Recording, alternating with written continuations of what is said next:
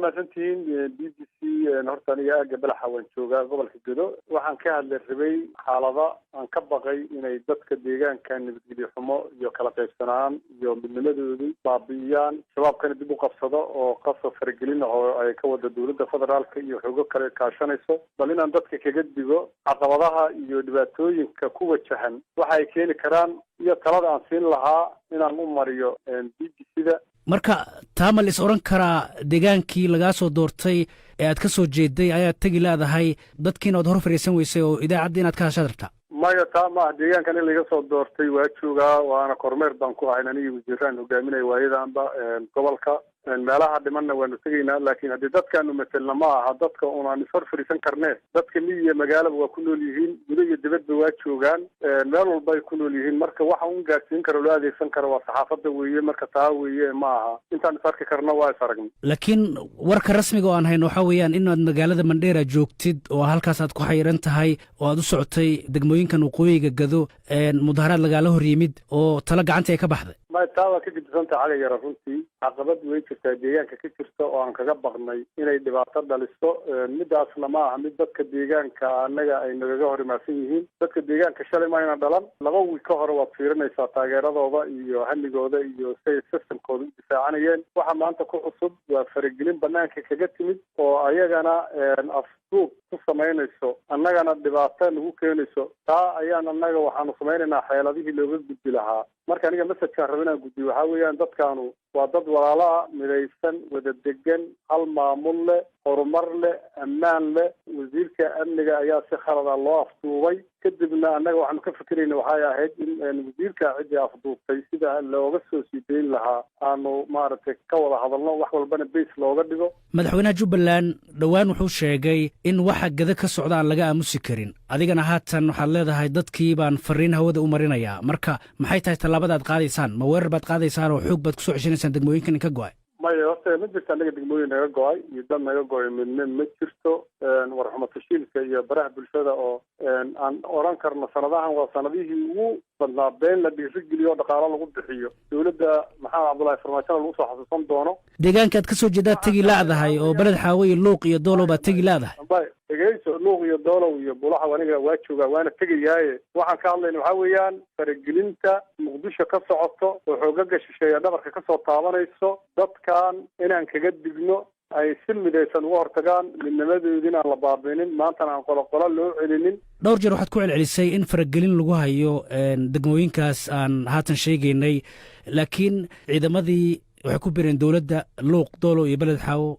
guddoomiyaashii degmadii baa ku biiray, adaa lagu mudaharaaday, waxaasoo dhan idinma muuqdaan miya? waxaad taagantihiin keliya dowladdii baa faragelin ku hayso.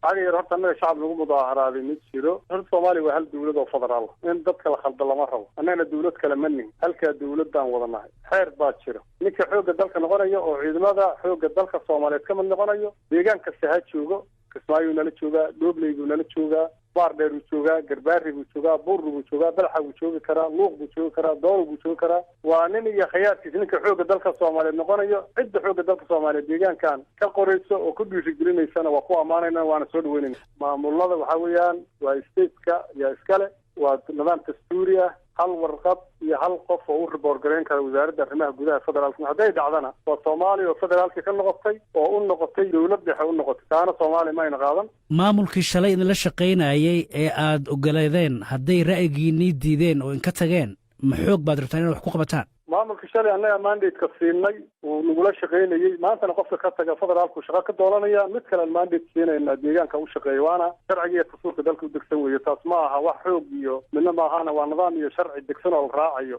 magaalooyinka aad maamushaan sida muuqato qaar baa haatan maamulkoodii tegayo, ama sidaad sheegaysid ha la cadaadiyo ama go-aan iyaga ha gaaraan. magaalada kismaayo waxaan ognahay in maciishadii ay sare u kacday. maxaa xala marka? halka waxaa weeyaan in magaalooyinkii iyo dadka la dejiyo, ninkii la barashargeliyo nidaamkan ka tegayo uu ka tago, ninka kale oo matali lahaana uu ummadda yimaado, ummadda aan la jahwareerinin. xeerarka iyo shuruucda dalka u degan in lagu dhex shaqeeyo oo lagu dhaqmo weeyo. mas-uuliyaddaas waa mas-uuliyaddan gobolka usoo aadnay u joogna.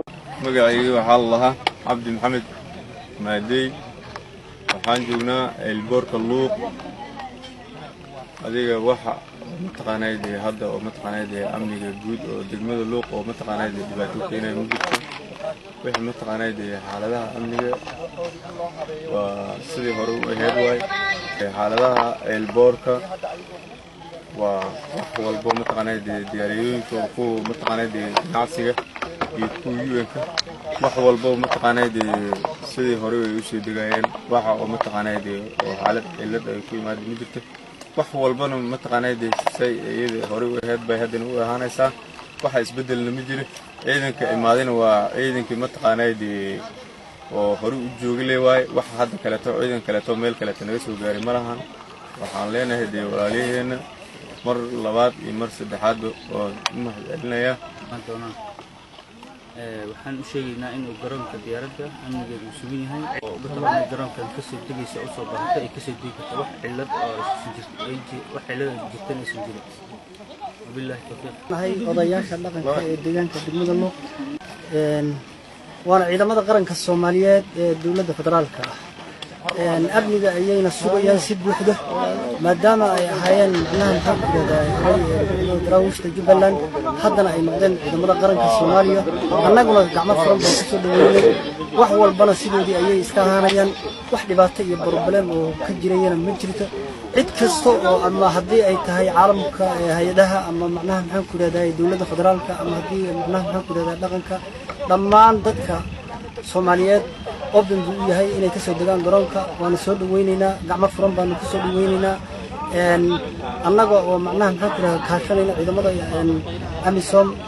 waxaan rabnaa inaan u sheegno intana dhegaysanayso in ciidamadii horey ugu mid ahaan jiray ciidamada Jubbaland ee daraawiishta ee fadhigoodu ahaa magaalada Buulaxaawo oo dib u soo wareegay oo yimid shalayto gelin dambe magaalada luuq, isla markaasna fariisin ka samaystay dhowrgood oo degmada ka mid oo airboorku ka mid yahay. ciidamada hadda saacaddan la joogo waxay u wareegeen nidaamka federaalka Soomaaliya. waa ciidamo qaran. waxay dhammaan la wareegeen ammaankii. wax dhib ahna ma jiraan. garoonku waa furan yahay. hay-adihii diyaaradaha ganacsiga cid walba sida loogu talgalay shaqada u socotaa. ciidankan waa ciidan qaran. shacabka Soomaaliyeed ammaankiisa ayna ka shaqaynayaan. waa ciidamo u taagan difaaca dadkooda iyo dalkooda iyo diintooda. cid kasta waxaan marka u sheegaynaa in ay ku soo dhawaato airboorka degmada luuq. dadkan inaan been loo sheegin, diyaaradaha inaan been loo sheegin oo la dhihin caqabad baa ka jirta garoonka. garoonkuu furan yahay. hadday ganacsi tahay hay'adaha UN-ka kulli waa furan yihiin Soomaaliya intaa kadib waxaan kaloo aan codsanaynaa in dawladda federaalka Soomaaliya maadaama ay ciidamadii yimaadeen ayna u wareegeen dhinaca federaalka in si degdeg ay ku soo gaarto garoonka degmada Luuq ama gobolka Gado iyadoo si weyn looga soo dhaweyn doono insha Allah biidnillaahi alkariim wada shaqayn wanaagsan Soomaaliya